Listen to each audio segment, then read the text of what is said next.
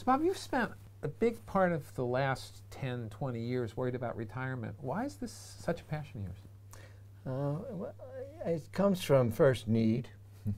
One of the reasons I went into economics in the first place was that intellectually challenging, great problems. I felt I had a little skills for it.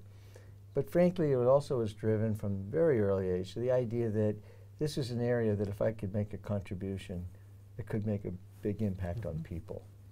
And there's nothing more exciting than having intellectually challenging problems, the thrill of solving them or at least making progress on them, and having the outcome maybe affect people.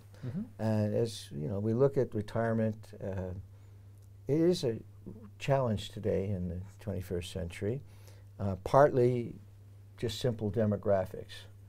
We've all gotten, as nations, older, almost all of them. Certainly the United States, baby boomers have got a lot older, and the Chinese are aging faster in the United States, and the Koreans faster than the Chinese, and Europe, and so forth. And so that's been pressure on funding the retirement. But the other one, which is actually good news, is the next generations are going to live longer. And that's wonderful news. But like many good things, it has a dysfunctional element, which is you're now going to live longer. And you know, simple arithmetic, and this is as simple as it be, so you can understand, you know, the bounds of what politicians or people can promise. You know, that if I worked from 25 to 65, and my life expectancy was 10 years after that, then since on average we all have to pay for our own retirement, we can take from some and others, but that means I have to fund 50 years of consumption out of 40 years of work. Well, the arithmetic's pretty simple. If I want to do that, I have to save 20 out of 100, 20%. And if I do that, so I can, if I make 100, I can consume 80, save 20, and I'm fine. Now, my next generation from me is going to live an extra 10 years. Isn't that wonderful? But if they want to work the same period I did, 40 years, they're now going to have to fund 60 years of consumption.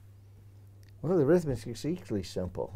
If you're going to pay for 60 years with 40 years of work, you have to save 33%. But that means you consume only 67.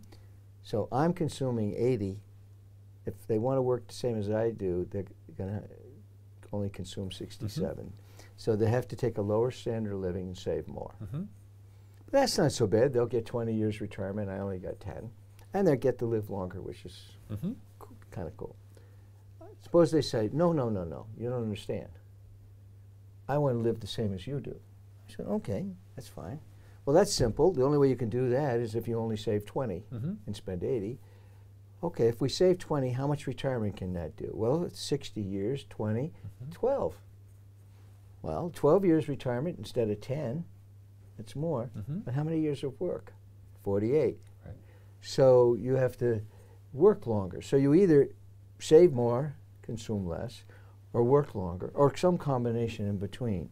What you can't do is work the same number of years as I did, live an extra 10 years, and at the same standard of living. That's one too many conditions.